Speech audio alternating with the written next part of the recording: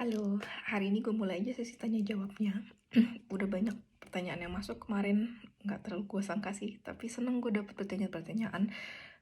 Banyak yang susah juga, dimana gue harus baca, tapi gue seneng karena akhirnya, karena itu menstimulasi gue juga untuk selalu belajar dan mengaktualisasi pengetahuan pribadi gue. Dari semua pertanyaan yang masuk, yang paling sering ditanyain itu ternyata rekomendasi vaksinasi untuk orang dewasa yang tinggal di Jerman. Apa aja sih sebenarnya? Dokter-dokter di sini selalu berorientasi sama rekomendasi institut namanya Robert Koch Institute. Mereka punya namanya Impfkalender. Dan kalian juga mungkin udah pada tahu ini Impfpass, Gelbes Buch. Yang punya anak di Jerman pasti pada punya Impfpass ini untuk anaknya, belum tentu untuk dirinya sendiri. Karena jujur gue sendiri juga baru ngurusin vaksinasi gue sendiri secara intensif sejak gue jadi dokter spesialis Arbeidsmedizin sejak 4 tahun terakhir ini. Sebelum-sebelumnya gue tahu vaksinasi tapi nggak terlalu mikirin buat apa sih vaksinasi. Tapi itu sebenarnya nggak bagus. Makanya untuk apalagi sekarang pemerintah Jerman juga lagi gencar kampanye tentang vaksinasi. Semua dokter juga sekarang disaranin atau disuruh untuk meningkatkan kampanye ke pasien-pasiennya. Untuk orang dewasa ada 8 penyakit yang sebaiknya divaksinasi. Yang paling utama, ini 8 paling utama ya, ada penyakit tetanus, difteri, pertusis, polio, Masern, mumps, röteln, bahasa Indonesianya tuh penyakit campak, gondong untuk mumps dan rubella untuk röteln, dan penyakit influenza, dan 2 penyakit lain, pneumokokken atau pneumonia radang paru-paru atau herpes zoster, terutama untuk orang-orang tua di atas 60 tahun atau di atas 50 tahun tapi punya penyakit kronis. Gue akan mulai dengan 4 penyakit pertama, tetanus, difteri, pertusis, polio. Kemungkinan besar di Indonesia waktu zaman kecil kita juga semua udah divaksinasi sama 4 penyakit ini, tapi belum tentu kita semua punya buku ini yang ada didokumentasiin. Jadi kalau nggak yakin, bagusnya dimulai lagi aja dari awal vaksinasinya. Dimulainya itu namanya Grundimmunisierung, kira-kira 2-3 kali tergantung penyakitnya. Tapi gue nggak akan terlalu jelasin detail di sini karena bakal terlalu kepanjangan. Yang penting kalau kalian udah pernah divaksinasi ini selama masa kecil, orang dewasa cuma butuh kombinasi booster dari kombinasi penyakit yang 4 ini, tetanus, difteri, polio, dan pertusis selama 10 tahun sekali. Terutama untuk tetanus dan difteri.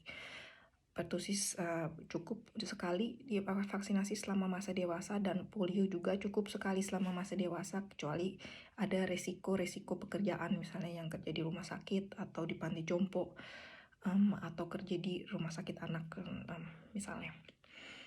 Penyakit lanjutnya, penyakit Masern, mumps, röteln. Masern itu campak, mumps itu gondong, dan röteln itu penyakit rubella. Ini penyakit, terutama campak ini sejak 3 tahun terakhir ini kira-kira di Jerman juga udah mulai mewabah lagi banyak tuh, terutama di daerah Berlin, di Bayern juga. Kenapa? Karena makin banyak orang yang nggak divaksinasi. Sebenarnya sebelum 3 tahun terakhir ini atau sampai tahun 90 awal 2000-an di Jerman ini udah nggak ada penyakit campak. Tapi karena orang-orang sedikit divaksinasi, campak ini mulai mewabah lagi. Padahal satu negara itu butuh sekitar 95% masyarakatnya untuk divaksinasi sehingga satu penyakit itu bisa hilang, si campak ini hilang. Tapi karena infratenya orang Jerman cuma sekitar 70% untuk campak, si campak ini balik lagi, dan ini bahaya banget terutama untuk anak-anak. Komplikasinya itu lumayan bisa cukup parah, ke otak misalnya, atau juga radang paru-paru. Makanya sekarang Jerman juga mewajibkan vaksinasi campak untuk anak-anak yang untuk masuk ke kindergarten, ke nursery, atau juga untuk orang-orang yang kerja di rumah sakit, panti jompo, atau orang yang kerja di tempat penitipan anak, perawatan anak kita, kindergarten, kripe.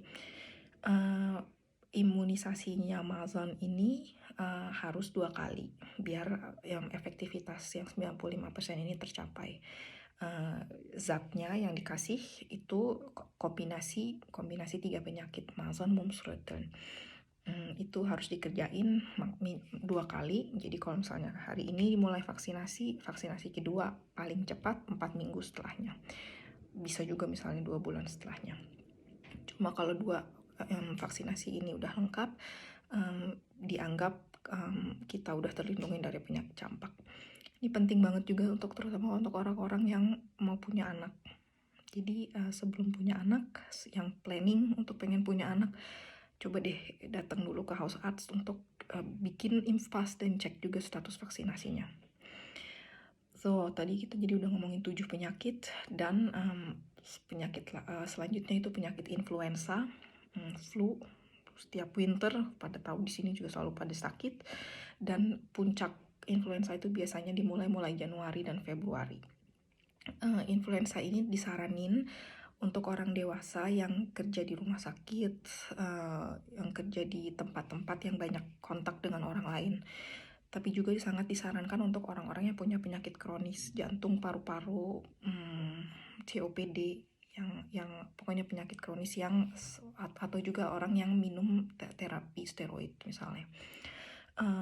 Tiap tahun disarankan harus diauffrischung karena setiap tahun vaksinnya itu berubah tergantung virus yang beredar di tahun itu. Sebelumnya WHO netapin virus-virus apa yang akan divaksinasi tahun itu. Dan paling bagus divaksinasi influenza itu sekitar bulan Oktober-November. Karena badan kita perlu sekitar 2 minggu sampai imun sistemnya bekerja untuk bisa ngelawan virus. Jadi kalau mau divaksinasi influenza, bagusnya tiap bulan Oktober atau November ke House Arts, jangan nunggu sampai bulan Januari sebelum wabahnya itu mencapai puncak. Terus 2 penyakit yang spesial, ini penyakit pneumonia yang disebabkan oleh Streptococcus pneumoniae atau pneumokokken, dan herpes zoster. Ini 2 vaksinasi yang disarankan untuk orang-orang tua di atas 60 tahun atau orang-orang di atas 50 tahun yang punya penyakit kronis, jantung, paru-paru misalnya. Jadi nggak untuk semua orang dewasa. Ini nggak usah dihafalin semua yang gue ceritain. Take out message-nya sebenarnya, coba diinget-inget lagi, udah pada punya belum infas? Kalau belum, ke House Arts, minta dibuatin dan minta dicek status vaksinasinya gimana. Semua vaksinasi yang gue sebutin itu ditanggung sama asuransi, jadi nggak ada ruginya, dan efek sampingnya juga sangat-sangat sedikit. Dan ini juga sangat berguna kalau kita traveling, mau kemana pun juga ke seluruh dunia, karena semua penyakit ini ada di seluruh dunia. Di story berikutnya gue bakal ngejelasin vaksin yang dibutuhin kalau kita mau traveling balik atau pulang ke Indonesia, atau untuk traveling liburan ke Indonesia, atau mungkin ke negara-negara lain yang juga ada di daerah ekuator misalnya. Oke, mudah-mudahan bisa dimengerti. Kalau ada yang masih mau tanya, silahkan ya. Dadah.